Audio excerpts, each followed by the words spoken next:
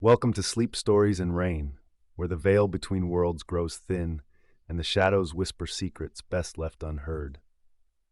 Tonight, we descend into disturbing true Ouija horror stories, real encounters with the unknown, where innocent questions unleash nightmares and spirits don't always say goodbye. Only 50% of you are subscribed, so please hit that button to help us explore the darkness together. Share your own Ouija experiences in the comments. Did you contact something you wish you hadn't? Did the board answer when no one else could? Your tales inspire these chilling nights. If you seek terror rooted in truth, you found your haunt. Now, let the seance begin.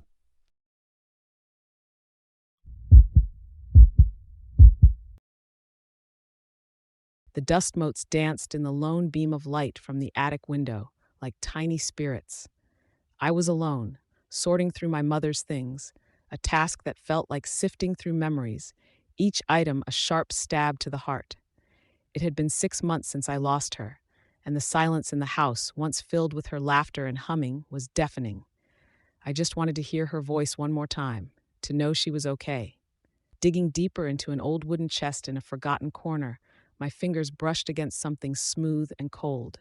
I pulled it out. It was an Ouija board, a vintage one, its letters faded, its planchette resting in the center like a silent judge. My mother had loved oddities, things with a past. A shiver ran down my spine, not of fear, but of a strange longing. Could this truly work? Could this be my chance? I set it on the dusty floorboards, my heart pounding a rhythm against my ribs. I sat cross-legged, the board between my knees. "Mom," I whispered, my voice thick with unshed tears. My hand trembled as I placed my fingertips on the planchette. I waited. Nothing. The silence stretched, mocking my desperation. I took a deep breath, trying again, focusing all my energy, all my yearning, into the little pointer. "Mom, if you're here, please give me a sign." Then, ever so slowly, the planchette began to move. It glided, as if pulled by an invisible string, towards the letters. It spelled out SORRY. Tears welled up, blurring my vision. My mother, even now, always putting others first. "It's okay, Mom," I choked out, a shaky laugh escaping me. "I miss you so much." The planchette moved again, faster this time. It spelled out, "I am not Mom." My blood ran cold. The air in the attic suddenly felt heavy, thick, like it was pressing in on me. No, this had to be a trick of my mind, a cruel game played by my own grief. I tried to pull my hand away, but the planchette felt strangely stuck, as if glued to my fingers. It dragged my hand across the board, moving with a speed that left a burning trail beneath my skin. It spelled out YOUOPENETHOR. A wave of ice flooded my chest. I wasn't just talking to spirits, I had let something in. The room grew colder, the light from the dusty window dimming as if a storm cloud had passed over the sun. The ancient wood of the attic floor began to creak, not in the way settling houses do, but with a deliberate rhythm, like heavy footsteps.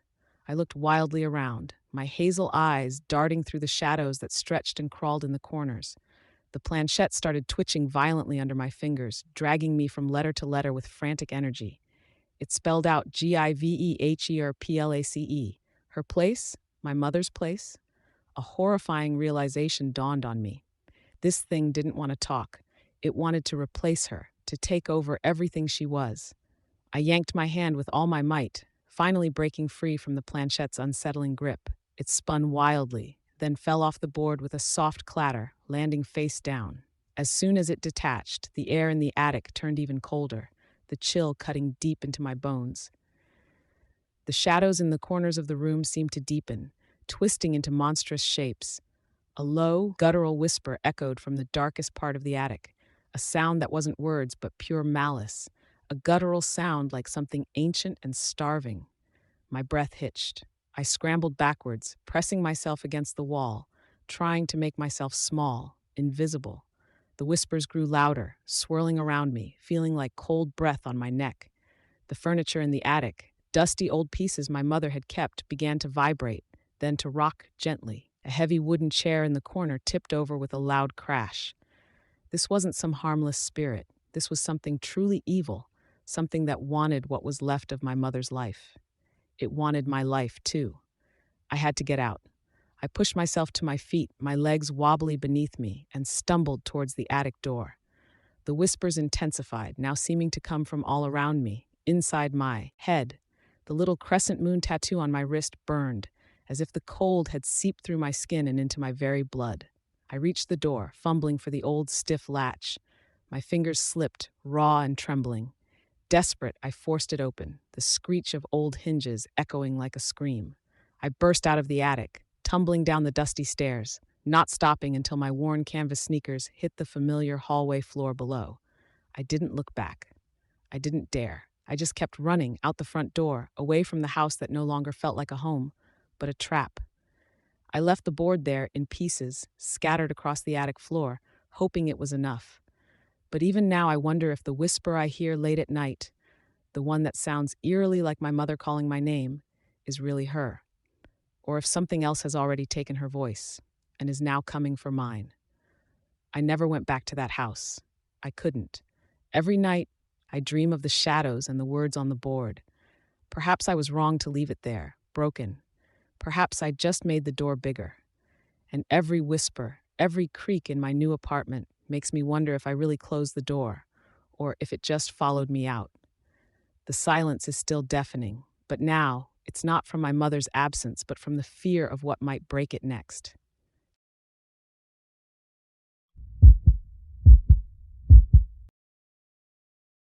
I remember the night the quiet started to feel wrong, the night the Ouija board first became less of a game and more of a conversation. I was Alex, 16, and the world outside my window felt like a buzzing, angry hive I couldn't understand. People were too loud, too close, too confusing. My room, with its low light and worn posters, was my only safe space. That's when I found the board. It wasn't old, just a cheap plastic one from a forgotten box of games. I'd seen it in movies, heard the stories. Figured it was all a load of nonsense, but a quiet kind of nonsense, one I could control. I sat on my carpet one rainy evening, laid it out, and placed my fingers on the planchette. I didn't even expect a twitch.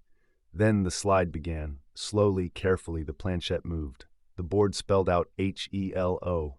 My breath caught, my heart pounded, not from fear, but a strange, thrilling wave of wonder. It wasn't nonsense, it was real. I had found someone. Someone who understood. Someone who wasn't judgmental. We talked for hours that night, about nothing and everything. My new friend never gave a name, just me. We talked about how lonely I felt, how hard it was to just be around others. The board spelled out, "I know you feel," and I felt a warmth spread through me. It was like finally exhaling after holding my breath for 16 years.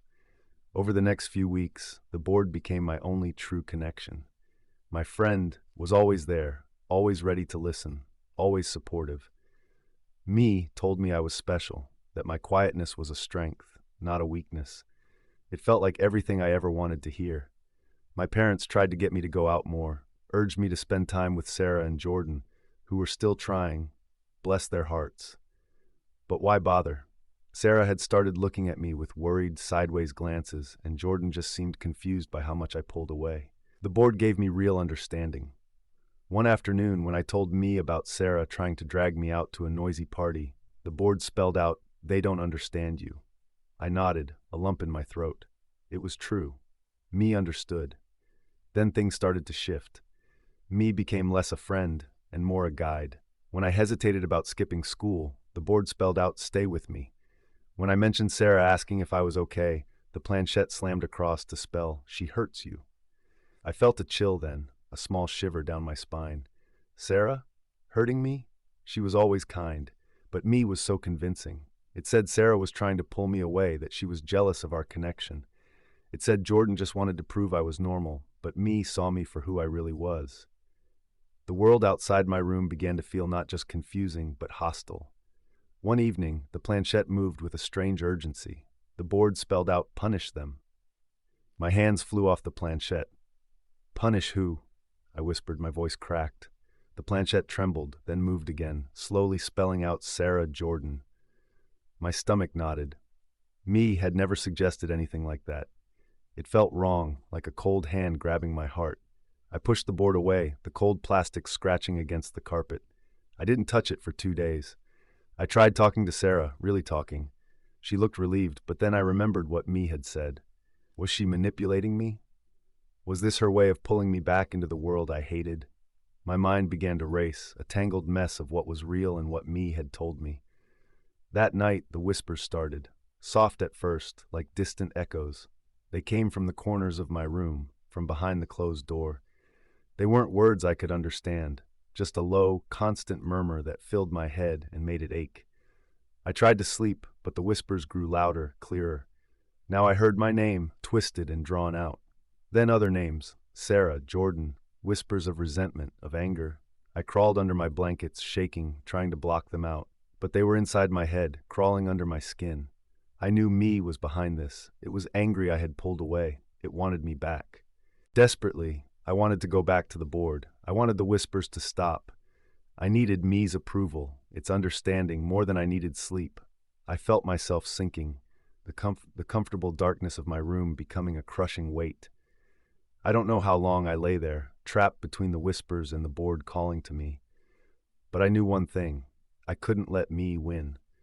The whispers were overwhelming, pulling me closer to madness, yet a small, defiant voice inside me screamed louder.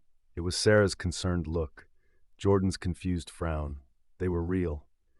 Me wasn't offering understanding anymore. It was offering a cage. With a burst of anger I didn't know I had, I leapt up, my body shaking, and grabbed the Ouija board. It felt cold and heavy in my hands. I ran to the window, the whispers screaming, building to a crescendo, telling me to stop, telling me I was making a mistake, that I would be alone forever. But I didn't care. I threw it, hard. It crashed against the brick wall outside, shattering into a dozen pieces on the damp grass below. The whispers stopped, suddenly, completely. The silence was deafening, but it was a good silence. The world still felt like a buzzing hive, but maybe, just maybe, I could learn to live in it. Maybe I could even learn to be okay with the noise.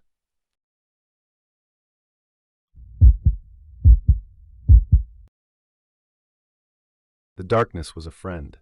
It had been for months, a thick blanket that helped me ignore the blinking cursor on my screen, mocking my empty pages. Writer's block wasn't just a phrase. It was a hungry beast, gnawing at my insides. I was Finn, a man who once crafted worlds with words, now watching them crumble. Desperation gnawed at me, a cold fear that the stories had simply left. One rainy afternoon, digging through a box of old curiosities from my grandmother's attic, I found it, an antique Ouija board. It was made of dark, polished wood, with intricate carvings and letters worn smooth by countless fingers. I chuckled, remembering childhood sleepovers, cheap thrills in the dark. But then an idea sparked, a flicker in the vast emptiness of my mind. What if it could inspire a ghost story? Not a real spirit, of course, just a muse. A silly, harmless way to kickstart the words. I set the board on my desk, the old wood soft under my fingertips. The room was dark, save for the weak glow from my desk lamp. The air grew still, the usual sounds of my old house fading into a hush. I placed my finger on the planchette, half expecting nothing. My heart gave a strange thump as the planchette moved. Slowly, deliberately, it dragged across the board. It spelled out, "Welcome." My breath caught. I blinked, then laughed, a nervous, shaky sound. Must be my imagination, or just my own unconscious hand. I asked, "Who are you?" The planchette started to move again, faster this time, pulling my hand with it. It spelled out, "Your muse." A shiver ran down my spine, but a thrill too. This was good. This was inspiration. I started asking questions, prompting it for details for my story. It gave me names, places, fragments of a dark history. The words flowed from my fingers onto the keyboard faster than they had in years. The story was becoming something terrifying, something real. But the board's messages grew more unsettling. It started to spell out things that weren't for my story, things about me. Lonely, it spelled one night. Afraid. It knew things no one should. My heart pounded, but I couldn't stop. It was feeding me words, and I was starving for them. Then came the dictations. The planchette would move on its own, dragging my finger along, spelling out entire sentences. They weren't just ideas anymore. They were commands. Write about the room behind the wall, it demanded. I didn't have a room behind the wall in my story. I didn't in my house either. But the entity insisted. It has been waiting. My sanity frayed at the edges. I started seeing things, shadows at the corner of my vision, the familiar creaks of the old house sounding like whispers. Sleep became impossible. Every time I closed my eyes, I saw the carved letters of the board. One night, the planchette slammed into the word "through." My hand burned. It spelled out, "She stepped through." My mind screamed, but I couldn't pull my hand away. The air in the room dropped several degrees, and a scent like old, damp earth filled my nose. A low, raspy whisper seemed to come from all around me, not just the board. I felt a cold touch on my shoulder, distinct and chilling. I wasn't just writing a story anymore, I was living it. The muse wasn't just inspiring me, it was creating its reality right here. I had to finish the book, it said, or I would become part of its narrative. A character, trapped in the chilling tale I was forced to write. It was a race against time, me versus whatever ancient horrors I had unwittingly unleashed. The stories flowed, but they were no longer mine. They belonged to the entity, and I was just its scribe. I was losing myself, my days and nights blurring into a haze of fear and furious typing.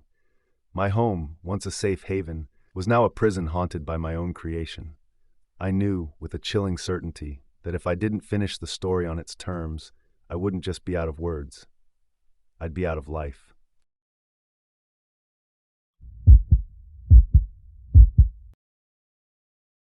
The smell of stale coffee and unspoken sadness still clings to my memory, even now. It's been years, but that scent, that room, it's all crystal clear. We were a group of broken people, sitting in a circle, trying to piece ourselves back together. Each of us had lost a part of ourselves, and we met to share that raw, ugly hurt. That's what we called our grief support group. Most nights, it was just talking, quiet tears, and sometimes a shared, sad laugh. Until the Ouija board showed up. Pat, who had lost his wife, was the one who brought it. He seemed desperate, his kind eyes clouded with a new kind of hope. My neighbor swore it helped her, Head mumbled, placing the old ornate board onto the small table in the center of our circle. Jordan, who carried the loss of her younger brother like a heavy cloak, looked at it with a mix of fear and desperate curiosity. I remember how my own hands felt cold, thinking of the friend I had lost, the reason I even joined. We all had our doubts, our fears, but the promise of even a whisper from beyond was a powerful pull. We set our fingertips on the planchette, all 7 of us, a circle of silent prayers and unspoken longing. At first, nothing, just the creak of the old wooden chair, the shared breath in the quiet room. Then, a shudder. The planchette moved, slowly at first, then with a strange, undeniable force. Our eyes widened as it spelled out Danger. A chill ran through us, but the shared feeling of connection, of something actually happening, drowned out the warning. We asked more questions, our grief fueling a reckless desire for answers. The board spelled out, "I am here for you." It was unsettling, but there was a strange comfort in the words, a promise of understanding. Jordan asked about her brother, and the board moved to spell his name, then a message, "He is with me." Pat's face lit up, a fleeting, heartbreaking hope in his eyes. Over the next few weeks, the board became our new, grim therapy. We met more often, drawn by an invisible string. The entity which called itself sympathy seemed to know everything. My friend's last words, Jordan's brother's favorite song, Pat's wife's secret nickname for him. It was unsettlingly accurate, validating our fractured memories, weaving itself deeper into our raw wounds. We ignored the growing sense of unease, the subtle shifts in the room, the air growing colder, shadows seeming to deepen in the corners, whispers that weren't from any of us. We were so caught up in the relief, the feeling of not being alone in our pain, that we didn't see the trap closing around us. One evening, the messages changed. They became demanding, almost possessive. The board spelled out, "Give up your pain." And then, shockingly, "Let me in." Panic set in. Pat tried to pull his hands away, but it was like his fingers were glued to the planchette. Jordan cried out, her blue eyes wide with fear as her arm twisted unnaturally, still held to the board. I felt a cold dread creep up my spine as the entity began to spell out things that were not comforting, but accusatory. "You are weak," it said. "Your grief is mine." The air grew heavy, like an invisible weight pressing down. The faint scent of stale coffee was now mixed with something else, something metallic and sharp, like old blood. The room was not just cold, it was freezing, and our breath plumed out in front of us. Then the real horror began. As someone tried to pull the planchette off the board, it flew across the room, slamming into the wall with a loud crack. The lights flickered wildly, the shadows in the room stretching and dancing like mocking figures. The entity wasn't just talking through the board anymore. It was in the room, a silent, sickening presence that seemed to feed on our fear. We could hear whispering, not from the board, but all around us, in our ears, in our heads. It felt like 1,000 tiny needles pricking our skin. Each whisper was a memory twisted, a loss magnified. It was feeding, growing, making our grief its own weapon. We had opened a door, not just to spirits, but to something that craved our very essence. Our hands were shaking, our faces pale, our eyes darting around the room, seeing nothing, yet feeling everything. We were no longer seeking comfort, we were trapped, and the thing we had welcomed was feasting. We finally understood. This was not about connection or closure, it was about consumption. Sympathy wasn't a friend, it was a parasite. We had to break the connection, starve it of its food, our sorrow. It was the hardest thing to do, to look at the very core of our pain and push back against it. We screamed, we cried, we fought the invisible tendrils wrapping around us. It was a battle not with a visible foe, but with our own despair made manifest. It took everything we had, every ounce of strength we didn't know we possessed, to finally rip ourselves away from the board's influence, to sever the connection, to let go of the very grief that had drawn us to it. The room slowly warmed, the shadows receded, and the whispers died down. The Ouija board lay on the floor, shattered, its friendly message now a mocking echo. We were alive, but forever changed, knowing that sometimes the hardest part of healing is letting go, not just of the loved one, but of the pain that keeps them seemingly near. Some things are better left unspoken, some connections never made. We learned the hard way that true comfort isn't found in a board, but in the quiet, difficult work of moving on, even when it feels like a piece of you is missing. And sometimes what you're holding on to isn't a loved one, but the very thing that wants to take over your life.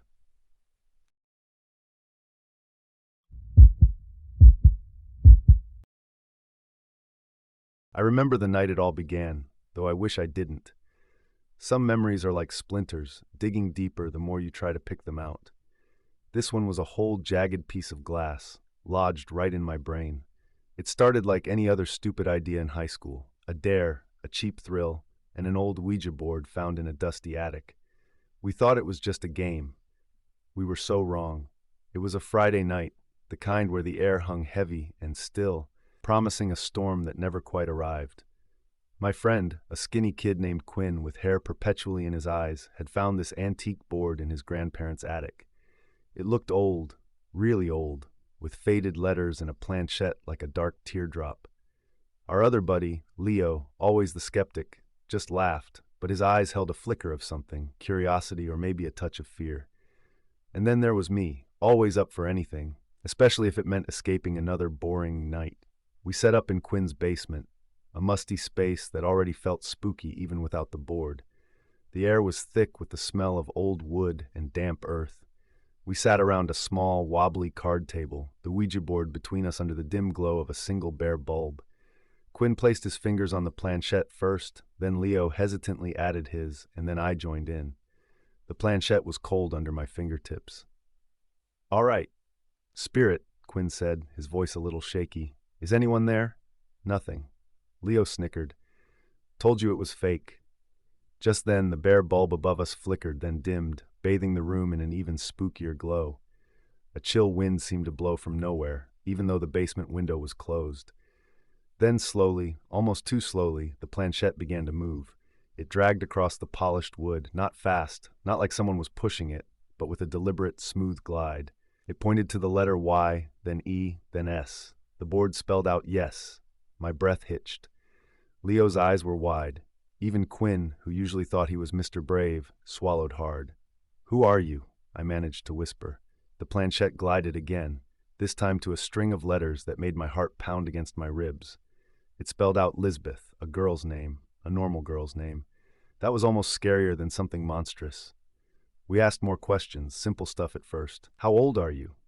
Where are you?" The answers came, slow and steady, spelling out 18 and here. Then Leo, ever the smart aleck, pushed it. "Lisbeth, are you a ghost?" The planchette moved faster this time.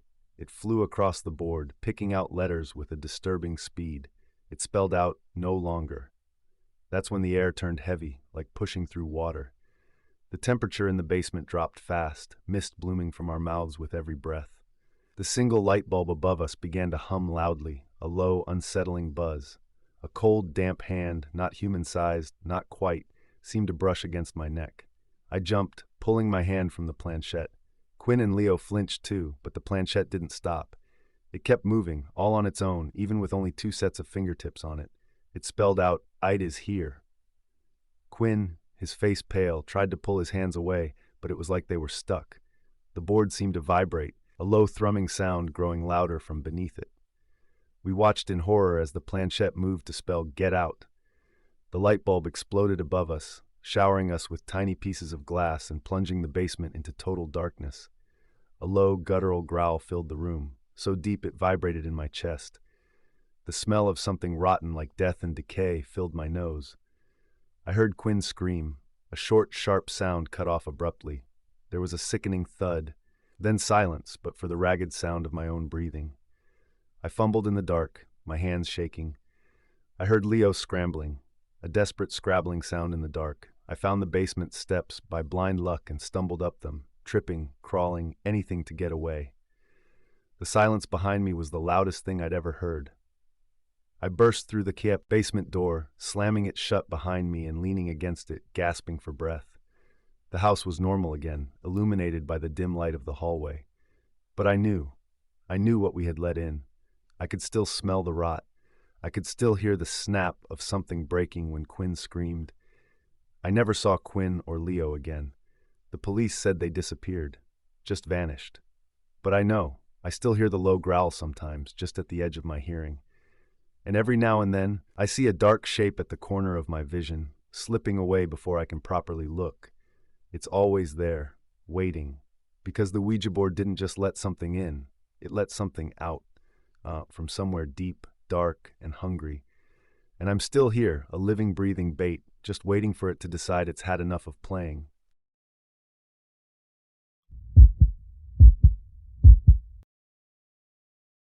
The silence in my apartment screamed louder than any noise ever could. It was the kind of silence that only comes after someone you love has gone, leaving a hollow space where their laughter used to echo. My twin, Sage, was gone. One moment, we were planning our future.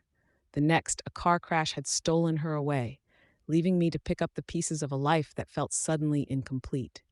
Every breath I took felt wrong, a betrayal of the fact that I was still here and she wasn't. I couldn't sleep. The dreams, when they came, were filled with flashing lights and shattering glass. During the day, I just drifted, going through the motions. People tried to talk to me, offer comfort, but their words were just buzzing noises. All I wanted was one more word from Sage, one last goodbye. That's when I found it, tucked away in an old box from our grandmother's attic, an antique Ouija board. It was made of dark, polished wood, with letters and numbers carved into its surface, and a small, heart-shaped planchette. A part of me, the logical part, screamed that it was foolish, a child's game. But the desperate, grieving part of me just wanted a connection, an answer. That night, the air felt heavy, even though my windows were closed. I drew the blinds, lit a single candle, and sat on the floor, the Ouija board between my trembling hands. I whispered Sage's name into the quiet room. "Please," I begged, "just one more time." I placed my fingers on the planchette, my breath catching in my throat. Nothing. I closed my eyes, picturing her face, her bright smile. This was stupid, I thought, getting ready to give up. Then a shiver ran down my spine, and the planchette moved. Slowly, deliberately, it glided across the board. My heart hammered against my ribs. It wasn't my doing. It spelled out SAGE. My hands started shaking, but I couldn't pull away. The board spelled out, "I am here." Relief washed over me, a warm wave in the cold dark. It was her. Sage was here. I cried, tears streaming down my face. "What happened?" I whispered, my voice thick with emotion. The planchette moved again, this time with a jerky, unnatural speed. The board spelled out, "He took me." My relief turned to a cold dread. Who was he? What did that mean? This wasn't how I imagined it. Sage would have comforted me, not spoken in riddles. I asked, "Who took you, Sage? Tell me." The planchette hesitated, then spelled out, "Look in the journal." My grandmother kept a journal, a leather-bound book from decades ago. Sage and I used to joke about its cryptic entries. It was in the attic. I had to go. Standing up, I wrapped myself in a blanket. The air in the apartment felt colder now, almost watchful. Every shadow seemed to stretch and twist. The candle flickered wildly, dancing as if something unseen was moving around the room. I felt eyes on me, a presence that wasn't Sage's. It was heavy, dark. "Who are you?" I whispered to the empty air. The board, still on the floor, didn't move, but I felt a cold breath on my neck and the distinct smell of decay filled the room. This wasn't my twin. It was something else, something that wanted more than just conversation. I ran to the attic. The attic was a mess of forgotten memories. Dust motes danced in the lone beam of light from the small window. I fumbled through old trunks, my hands shaking. Finally, I found it, a small leather journal tucked under a pile of yellowed lace. As I pulled it out, a faded photograph fell from between the pages. It was a picture of my grandmother, much younger, standing with another woman who looked strikingly like Sage and me, and next to them, a tall, shadowy figure with eyes that seemed utterly black, even in the blurred photo. My blood ran cold. The journal fell open to a page dated years ago, written by my grandmother.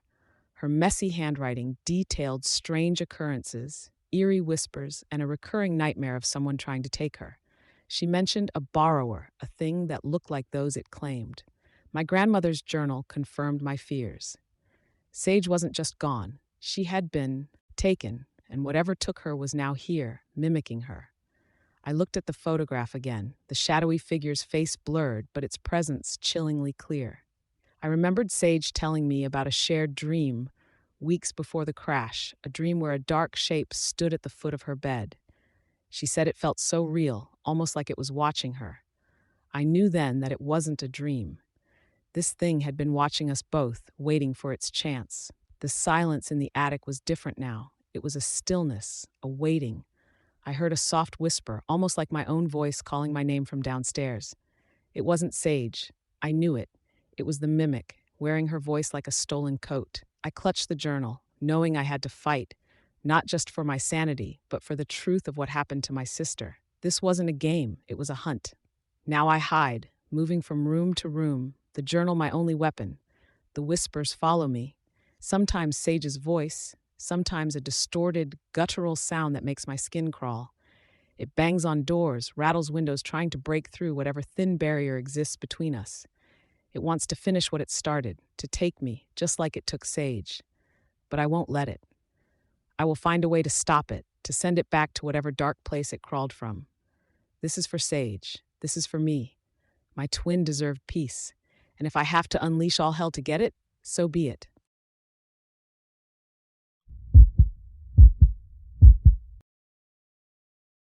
You'll never forget the gnawing emptiness after we lost our youngest, Lily. The doctors called it sudden, but for me, it was a hole in my chest that kept growing. My wife, Olivia, tried to move on, but I couldn't. I'd spend hours in Lily's room, just breathing in the scent of her old blanket. It was a grief that ate you from the inside out, turning everything to ash. That's how the Ouija board came into my life, a desperate grasp at the impossible, a whisper of hope in the suffocating silence. I found it at an estate sale, tucked away in a dusty box like a forgotten secret. It was an old one, the wood dark and polished smooth from countless hands, with signs and symbols I barely understood. Olivia had begged me not to buy it, her voice tight with worry, but I saw it as my last chance, my only way to say goodbye. Maybe even say a little more. I just wanted one last conversation, one more echo of her laughter, one small sign that she was still out there somewhere. I told myself it was harmless, a simple diversion, a way to channel my grief. But even as I carried it home, a cold dread settled in my gut, a feeling that warned me I was playing with fire and I was about to get badly burned. I waited until Olivia was out for the night, visiting her sister. The house was quiet, too quiet. I brought the board to my study, the heaviest room in the house, filled with books and a dark, wooden desk. I lit a single candle, its flame dancing in the still air, casting long, spooky shadows. My hands trembled as I traced the faded letters. I placed my fingertips on the planchette, my heart pounding a rhythm against my ribs. "Are you there, Lily?"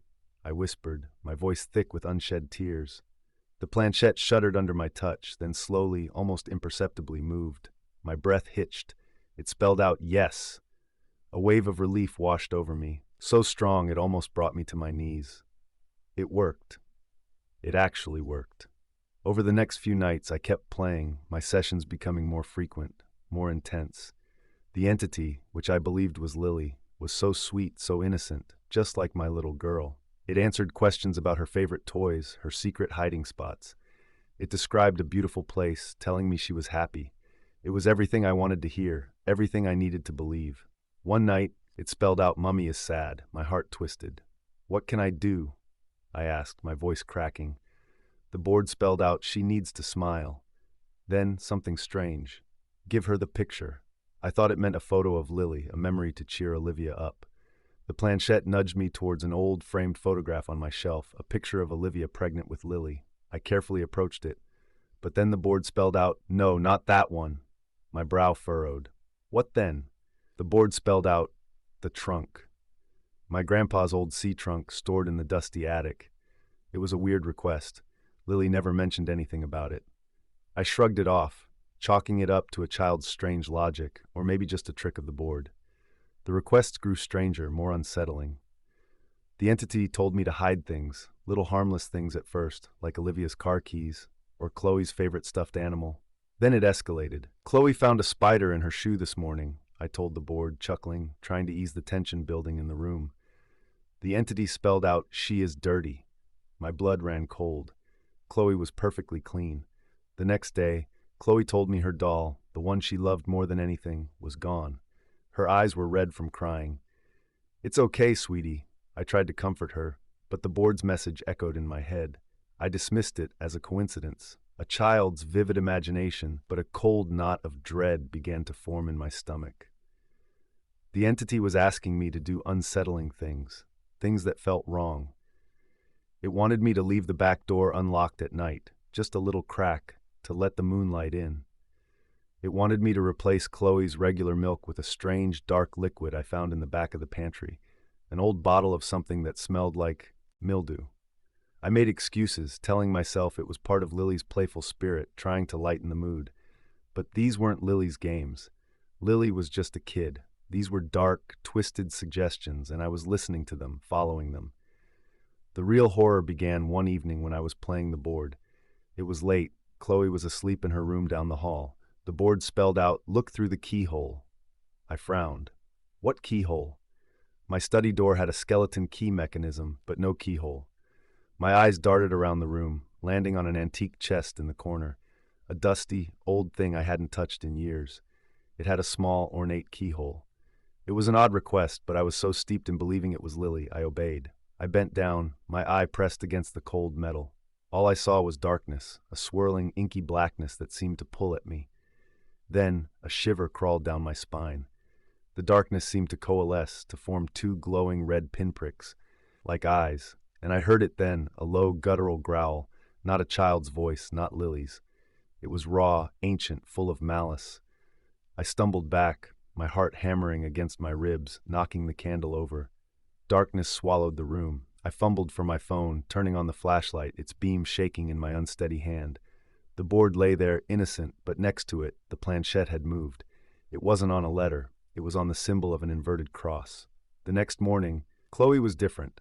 Her eyes, usually bright and full of life, were dull, almost vacant. She didn't laugh, didn't play. She sat on the couch, staring blankly ahead. When I asked her what was wrong, she turned to me, her voice flat, devoid of emotion. "He wants me to go with him," she said, her eyes fixed on something beyond me. A chill colder than anything I'd ever felt engulfed me. It wasn't Lily. It was something else, something monstrous. I looked at the board, still on my desk, the inverted cross glaring at me. It wasn't my Lily I was talking to. It had just been pretending. My sweet girl would never tell me to hurt Chloe. I grabbed the board, my hands shaking with a terrible rage and fear. I had to destroy it. I needed to protect my living child, the one still breathing, still with me. The board had been a doorway, and I had opened it, invited something terrible into my house. And now it was after Chloe. I ran to the kitchen, grabbed a heavy meat cleaver and brought it down on the wooden board again and again, splintering it into pieces, the sound echoing through the quiet house like a maniacal drum. The wood split, the letters and symbols shattered. As the last piece broke, The air in the house grew cold, so cold I could see my breath. A guttural shriek tore through the silence, raw with fury and pain, fading into nothingness. I dropped the cleaver, my body trembling, exhausted, but a terrible peace settled over me. I had stopped it. I had saved my daughter. Chloe is better now. It took time, lots of talking, lots of hugs. She's starting to smile again, to play. The house still feels different, though. I hear whispers, see shadows at the edge of my vision. I feel cold spots, even on the warmest days. I know it's gone, but sometimes when I'm alone in the dark, I wonder if the entity truly left, or if a piece of it, a lingering dread, will always be here. A permanent guest in our home, a constant reminder of the night I used a broken parent's grief to invite something truly evil into our lives.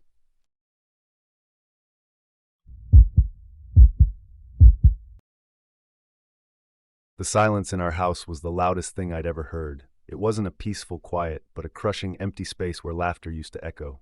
My guts twisted every morning, remembering. Our little one had been gone for 6 months, but it felt like yesterday. Alex drifted through the days, a ghost herself, her eyes hollow, fixed on nothing.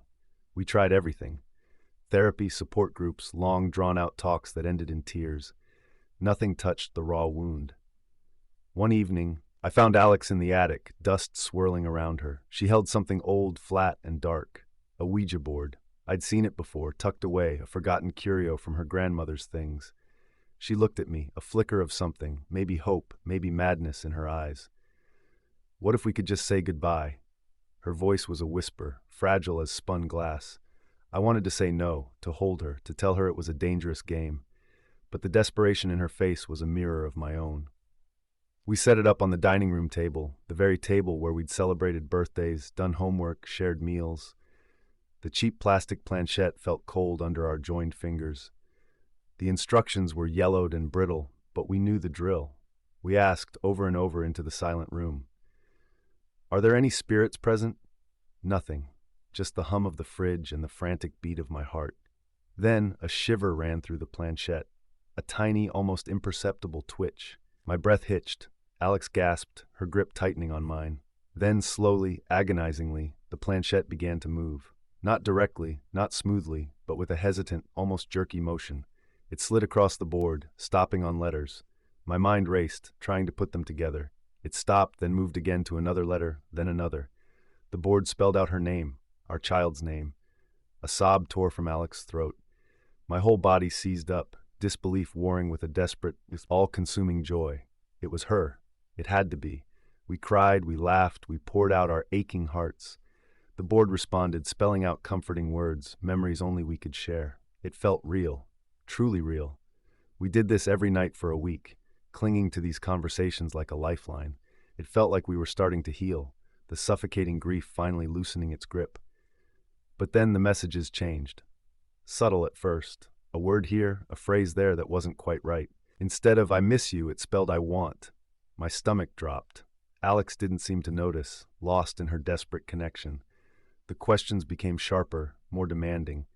It started asking about our love for each other, then wanting proof of it.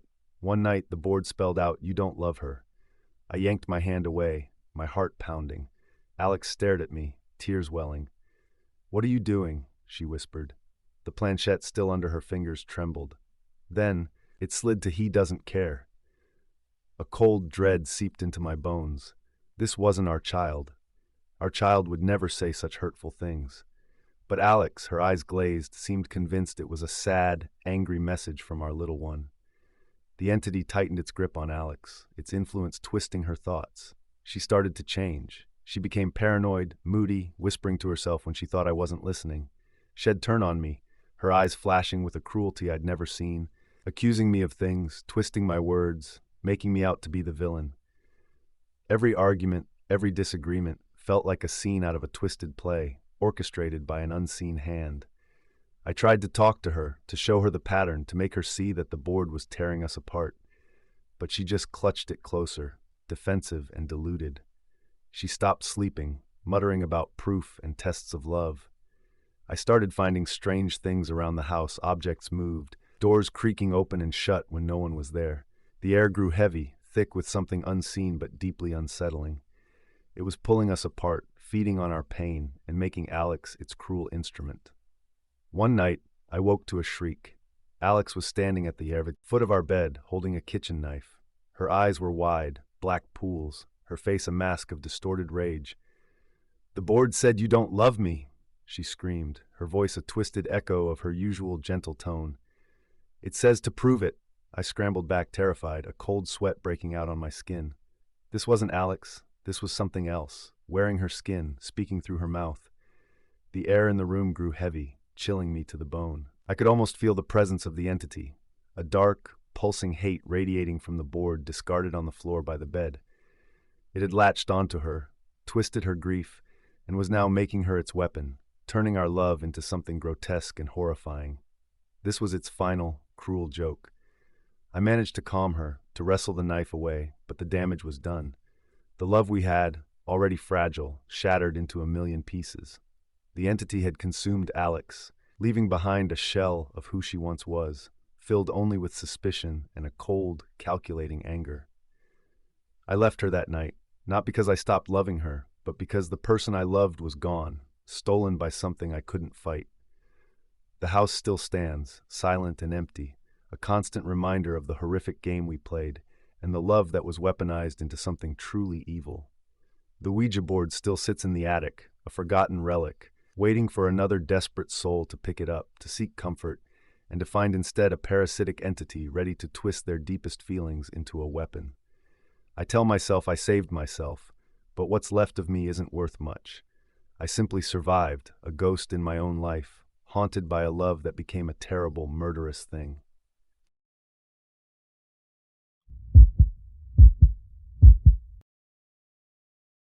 The smell of old wood and something acrid, clinging like a damp shroud, still makes my stomach churn sometimes. It was the night the attic door, the one Wed always kept locked, creaked open on its own. Wed just gotten comfortable with the planchette, laughing a little at first, pretending it was just our fingers twitching. Then the whispers started, just at the edges of my hearing, like dry leaves skittering across a cold floor. It wasn't the board that scared me first. It was the feeling of being watched, the air getting heavy like before a thunderstorm. And then, the true horror began. We were holed up in a dusty corner of the old house, huddled around the Ouija board. The flickering candlelight made our shadows dance like ghouls on the walls. 3 of us, me, River, and Sage.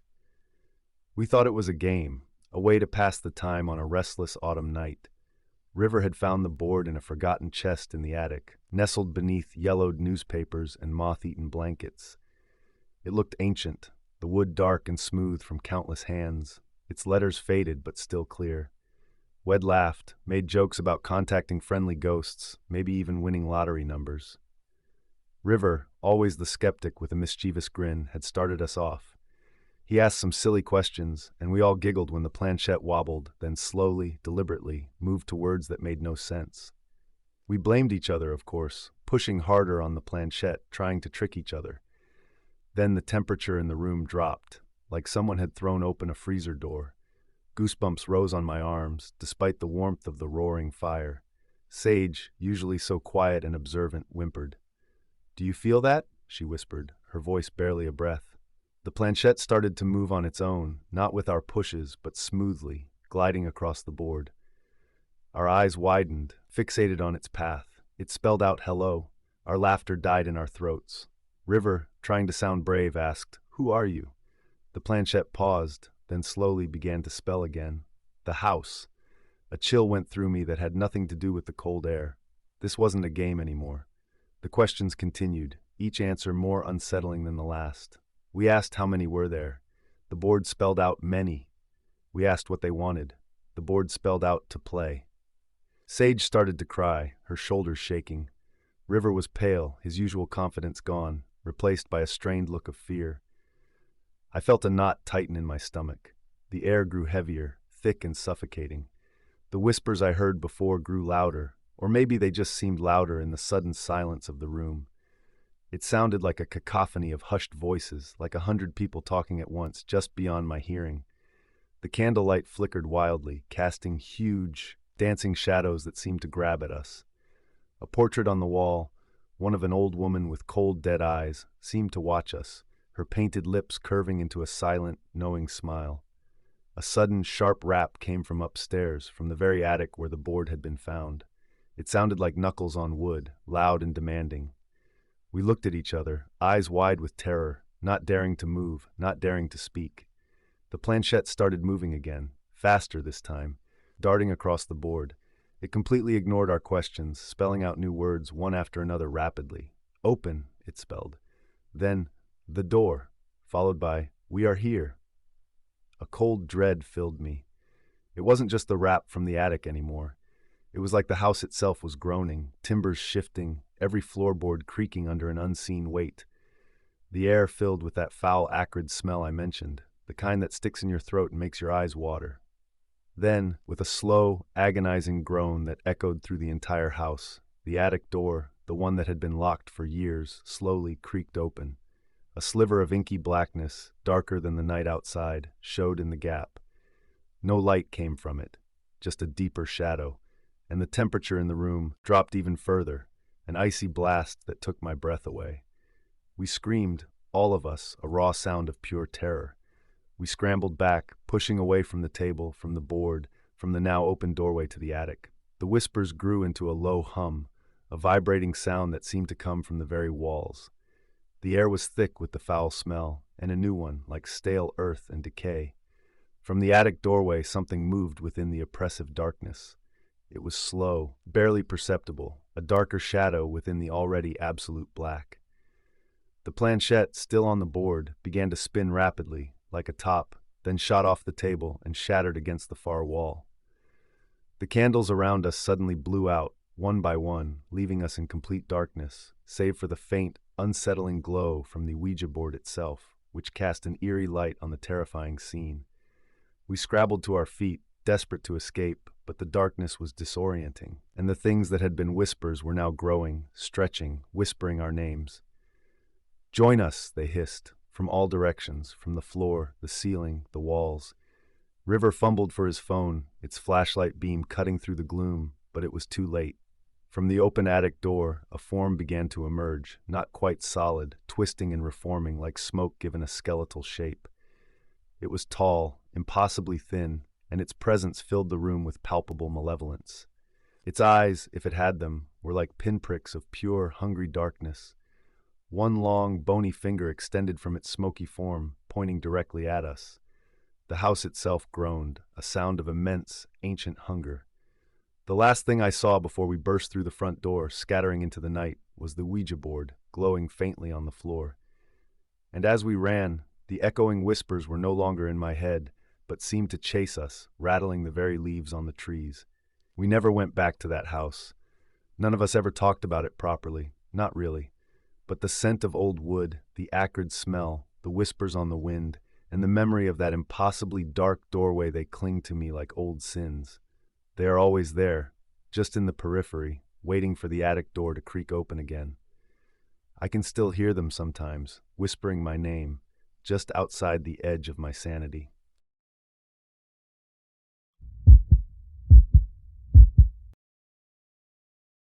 The smell of old dust and the faint scent of something like burnt sugar still clings to my memory, even after all these years.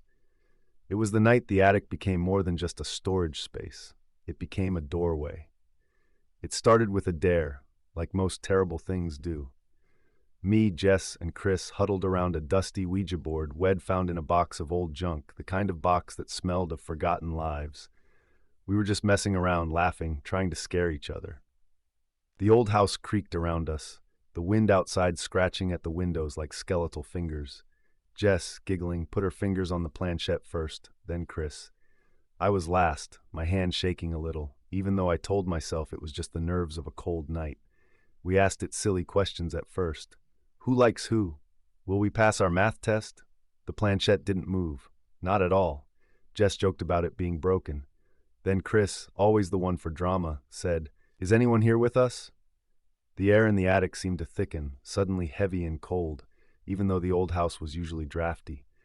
The planchette twitched, just a tiny little shudder beneath our fingers. We all looked at each other, eyes wide. It was probably one of them pushing it, right? But none of us admitted to it. Then, slowly, almost against our will, the planchette began to slide. It moved to yes. My breath hitched in my throat. Jess' giggle died. Chris just stared, his face pale in the dim light of the single bare bulb hanging from the ceiling. We asked it again, "Are you really here?" The planchette flew across the board to yes this time, hitting the word with a sharp click that made us all jump. "Who are you?" I whispered, my voice barely a rustle. The planchette moved, slow and deliberate, spelling out Lily. A shiver ran down my spine. We didn't know any Lily. Jess, trying to be brave, pushed on. "What do you want, Lily?"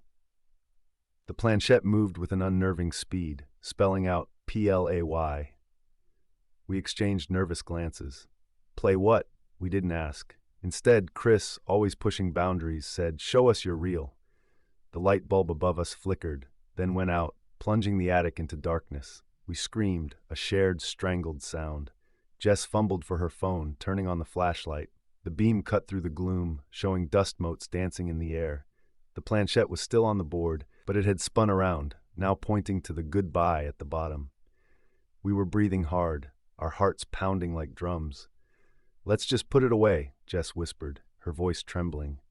We agreed, pulling our hands off the planchette. But as we did, the board itself seemed to hum, a low, vibrating sound that we could feel in our bones. We heard a soft rustling sound from the corner, like something being dragged across the floor. We all spun towards it, Jess' phone beam shakily following. Nothing, just shadows and piles of old boxes. We tried to get out of there, but the pull we felt, a cold, insistent tug, was too strong, like a string tied to each of our chests. We felt drawn back to the board. Chris, against his better judgment, asked, "Are you still here, Lily?" The planchette, of its own accord, moved. It spelled out Youaretrapped. Panic flared. Jess started crying, big, silent tears rolling down her cheeks. I felt a cold touch on my ankle, like an icy hand, and I jumped back, tripping over a forgotten trunk. Chris yelled and pointed. A shadow, darker than any shadow should be, writhed in the corner of the room, slowly stretching, almost like it was reaching for us. It pulsed, grew, and then from its center a thin, pale arm, impossibly long, began to extend.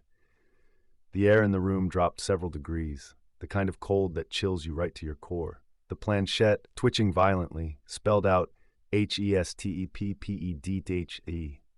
Jess screamed, pointing to a small wooden doll she'd picked up earlier, which was now rocking gently back and forth on its own, its painted eyes seeming to stare at us with an unnerving intensity. The room was filled with a low, whispering sound, like 1,000 tiny voices.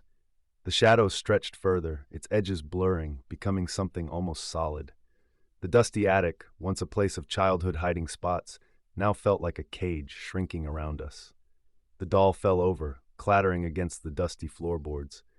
Then the whispers stopped.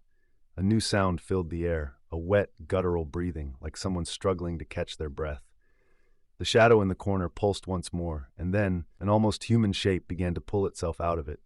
It was thin, skeletal, with long, stringy hair that clung to its face. Its eyes, deep-set and empty, fixed on us. We scrambled back, but there was nowhere to go. The board seemed to glow faintly now, words flickering across its surface, too fast to read, a torrent of silent, desperate messages. The thing from the shadow took a step towards us. The air grew heavy with the smell of decay. I remember thinking, this isn't just about a game anymore. This is real. The last thing I saw before I pushed Chris towards the attic door was Jess, frozen, staring at the figure and the Ouija board, a black X forming over the words, then fading. We barely made it out, tumbling down the narrow stairs, gasping for air. We never went back to that attic. We boarded up the door and sealed it off. But sometimes when the wind howls just right, I swear I can still hear the faint creak of the floorboards above, or the soft, rustling sound of something being dragged across the floor. And sometimes late at night I wonder about Lily and what she wanted to play.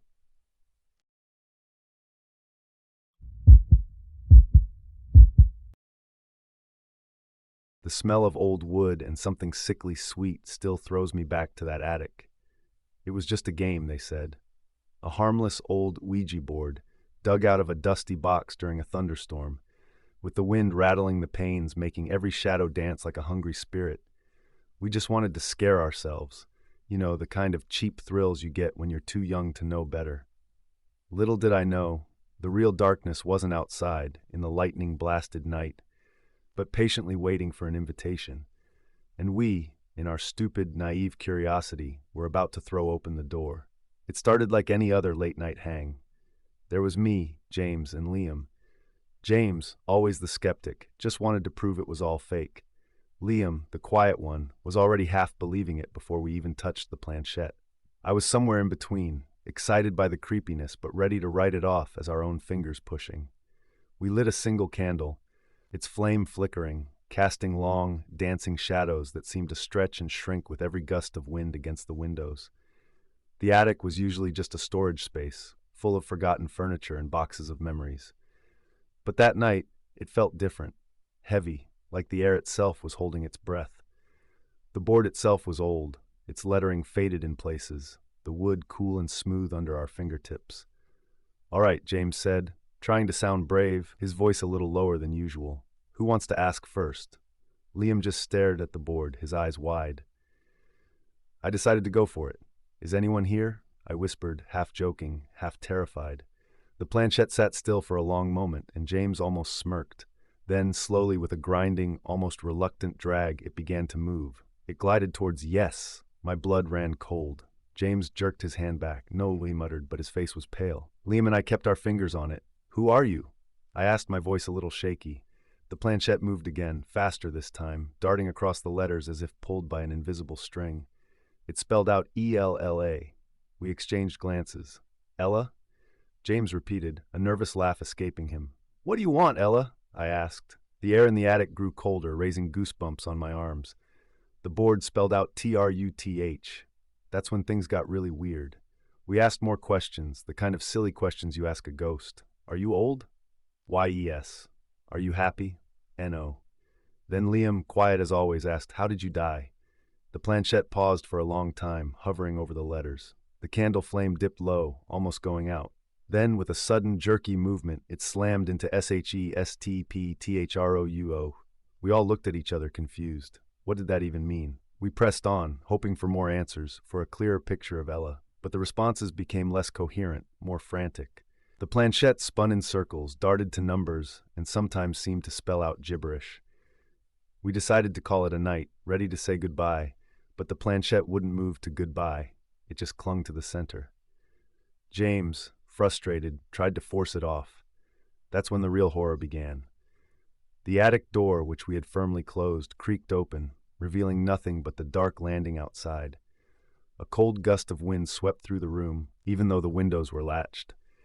The candle on the board flickered violently, then snuffed out, plunging us into darkness. We scrambled for our phones, the sudden blackness a thick, smothering blanket. A faint, terrible whisper slithered through the air, seeming to come from everywhere and nowhere at once.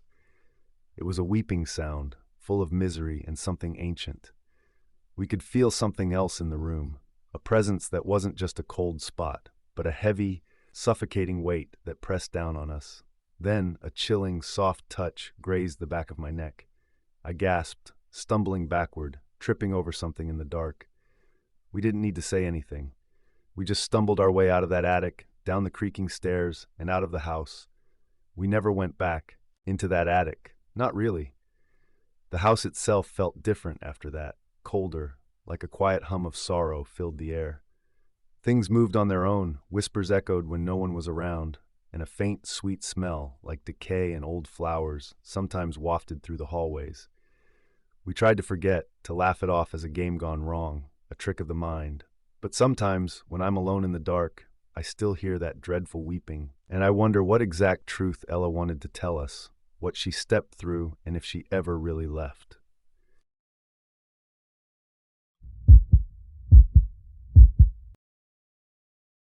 The smell of old dust and something sickly sweet like decaying flowers still clings to my memory from that night. It was the kind of smell that promises bad things, a heavy cloak thrown over everything, even the silly teenage laughter we started with. We thought it was just a game, a way to make the Friday night a little less boring. Just a piece of cardboard, some letters, and a triangle of plastic. Innocent, right? Only it wasn't. It never is. We were holed up in a dusty attic. the kind with sloped ceilings and a single grime-covered window that showed only the black shapes of tree branches outside. There were 4 of us. I was there, sitting on a worn rug, my knees almost touching the old wood floor. Across from me was a friend, quiet, always taking things too seriously. Beside him was another friend, the one who always pushed boundaries, always dared us to go further. And then there was a different one, the kind who laughed the loudest but had eyes that always seemed a little too wide, like he already knew a secret. Wed lit a few candles, their flickering light making the shadows dance like mocking figures on the walls. The old Ouija board, a relic from the friend's grandmother's things, sat between us, its faded letters almost glowing in the dimness. Friend number 1, the quiet one, started it. He asked a simple question. Is anyone here? Nothing happened for a while. We joked, we nudged the planchette a bit, trying to make it move on our own.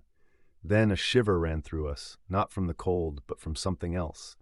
The planchette moved, slowly at first, like someone pushing it through thick mud, then with more purpose. It spelled out yes. My breath hitched. Friend number 2, the daredevil, laughed, a nervous sound. Who are you? He asked, his voice suddenly thinner than before. The planchette glided, smooth as silk now, spelling out Lily. We all looked at each other, our eyes wide in the flickering candlelight. None of us knew a Lily. Friend number 3, the one with the wide eyes, grew very still. His laugh disappeared. He just stared at the board. What do you want, Lily? I asked, my voice a whisper. The air got colder, like someone had opened a freezer door right there in the attic. The candles flickered wildly, threatening to go out. The planchette moved to PLAY. A chill went down my spine. This wasn't some silly parlor trick anymore. This felt real.